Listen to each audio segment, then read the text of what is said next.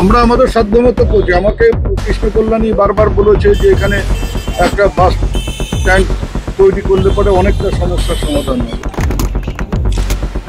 আমরা আশা করি যে এই বছরের শেষে নতুন বছরে রায়গঞ্জবাসীর নতুন বাস স্ট্যান্ড। রায়গঞ্জ শহরে যানজট সমস্যা নিরসনে বড় উদ্যোগ নিয়েছে রাজ্য সরকার। তারই অঙ্গ হিসেবে পূর্ব ঘোষিত সূচি মেনে বৃহস্পতিবার রায়গঞ্জে নতুন পৌর বাস স্ট্যান্ডের কাজের সূচনা করলেন উত্তরবঙ্গ উন্নয়ন মন্ত্রী উদয়ন গুহ।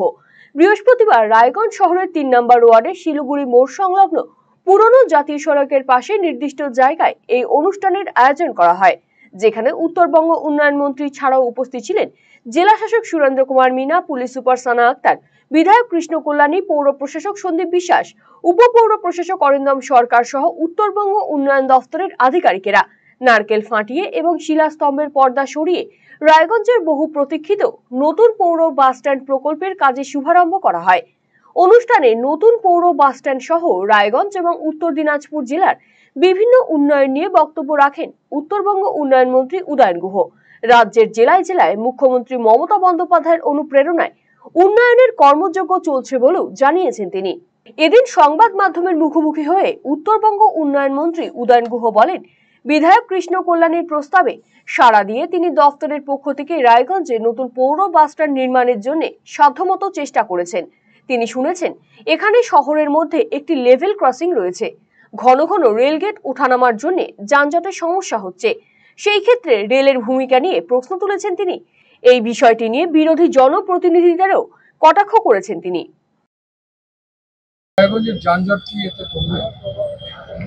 তার জন্য রায়গঞ্জবাসীকেও নতুন করে ভাবতে হবে। আমরা আমাদের সাধ্যমতো করছি। আমাকে কৃষ্ণ কল্যাণী বারবার বলেছে যে এখানে একটা বাস স্ট্যান্ড তৈরি করলে পরে অনেকটা সমস্যার সমাধান হবে। আমরা আমাদের সাধ্যমতো অর্থ বরাদ্দ করেছি এবং আশা করি সেই টাকাতে আমাদের এই কাজটা হয়ে যাবে। এরপরে ও বলছিল ওর বক্তব্যে যে রেলের একটা গেট আছে, তার জন্য ওভারব্রিজ করা দরকার, না হলে ওখানে যানজট হয়। সেটা তো আমার এখতিয়ারের মধ্যে পড়ে না। যাদের পড়ে তারা যদি নজর না দেয় তাহলে তো সেটা রায়গঞ্জবাসীকে বুঝতে হবে যে তার জন্য কি করা উচিত। যারা জনপ্রতিনিধি তাদের দায়িত্বটা কি, এবং তাদেরকে যারা নির্বাচিত করেন তাদেরও কি চাহিদা সেগুলো তো বুঝতে হবে। আজকে আমি একটা জায়গার বিধায়ক, সেখানকার মানুষ আমাকে নির্বাচিত করে জনপ্রতিনিধি করেছে। তা আমি যদি সেই এলাকার সমস্যার কথা না জানি, সেই এলাকার সমস্যার কথা না বলি, তাহলে আমি কিসের জনপ্রতিনিধি? আর যারা আমাকে নির্বাচিত করলেন তারাই বা আমাকে কি দেখে নির্বাচিত করলেন? এগুলো নিয়ে ভাববার সময় হয়েছে। বিজেপির সাংসদ দীর্ঘদিন ধরে রায়গঞ্জে আছে।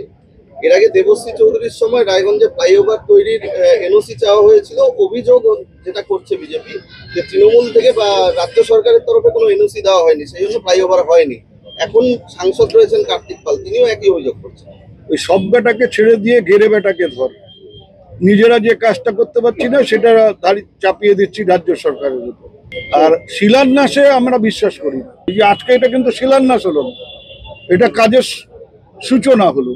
আমরা অ্যাডমিনিস্ট্রেটিভ অ্যাপ্রুভাল নিয়ে আসি, অর্থ বরাদ্দ হয়, তারপরে টেন্ডার হয়, ওয়ার্ক অর্ডার হয়, তারপরে সেই জায়গায় পৌঁছে আমরা কাজটা শুরু করি। আজকে এখানে যেটা হলো সেটা কাজের শুরুয়াত হলো। তা কাজেই যারা শিলান্যাস করে 5 বছর পর পর তাদের কাজ হচ্ছে এসে শিলাগুলো পরিষ্কার করা। আমরা সেটা করি না, আমরা কাজটা শুরু করে দিই। তাহলে কি যানজট সমস্যার জন্য যে ফ্লাইওভারের দাবি রায়গঞ্জবাসীর আছে, আপনি কোনো ইনিশিয়েটিভ নেবেন? বললাম যে ওটা আমার এখতিয়ারের মধ্যেই পড়ে না। রেলের লাইনের উপর দিয়ে ওভারব্রিজ হবে বা আন্ডারপাস হবে, সেটা কি আমার ব্যাপার? আর যত টাকার দরকার অত টাকা হয়তো আমার দপ্তরের বাৎসরিক ইয়েই নেই। এনওসির ক্ষেত্রে আপনারা কোনো ব্যবস্থা নেবেন? এনওসি হলে রেল এনওসি দেবে। পৌরসভার যদি কোনো এলাকা থাকে তাহলে সেটা পৌরসভা সেখানে তাদের সাথে আলোচনা করে ঠিক করবে। নিশ্চয়ই পৌরসভা সবসময় চাইবে যে এলাকার উন্নয়ন হোক, এলাকার সমস্যা দূর হোক। রায়গঞ্জের বিধায়ক কৃষ্ণ কল্যাণী বলেন, রায়গঞ্জে নতুন পৌর বাস স্ট্যান্ড প্রকল্পের কাজের শিলান্যাস হওয়ায় খুব ভালো লাগছে। প্রায় 4 কোটি টাকার ওপরে বরাদ্দ হয়েছে এই প্রকল্পের জন্য। নতুন বছরে রায়গঞ্জবাসী নতুন পৌর বাস স্ট্যান্ড উপহার পাবেন বলে আশাবাদী তিনি। খুবই ভালো লাগছে, খুবই আমরা আনন্দিত। আজকে আমাদের সম্মানীয় মন্ত্রী উত্তরবঙ্গ উন্নয়ন দপ্তরের উদয়ন গুহ, আপনারা যেমন দেখলেন শিলান্যাস করে গেলেন। এখানে উত্তরবঙ্গ দপ্তর থেকে 2,98,00,000 টাকা বরাদ্দ করা হয়েছে। আমি আমার এমএলএ লেট ফান্ড থেকে 40 লক্ষ টাকা দিয়েছি, আর সুদার থেকে 35 লক্ষ টাকা বরাদ্দ করা হয়েছে। তো নিয়ার অ্যাবাউট 4 কোটি টাকার উপরে কাজ এখানে চালু হতে চলেছে। আজকে তারই শুভ উদ্বোধন হয়ে গেল।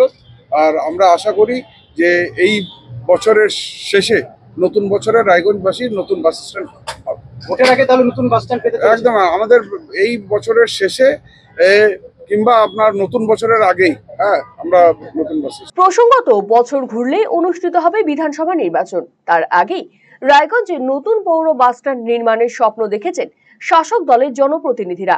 এই ক্ষেত্রে রায়গঞ্জ বিধানসভায় তৃণমূলের ভোট বাক্সে কতটা লাভ হবে তা নিয়ে চর্চা চলছে রাজনৈতিক মহলে। RCTV সংবাদ, রায়গঞ্জ।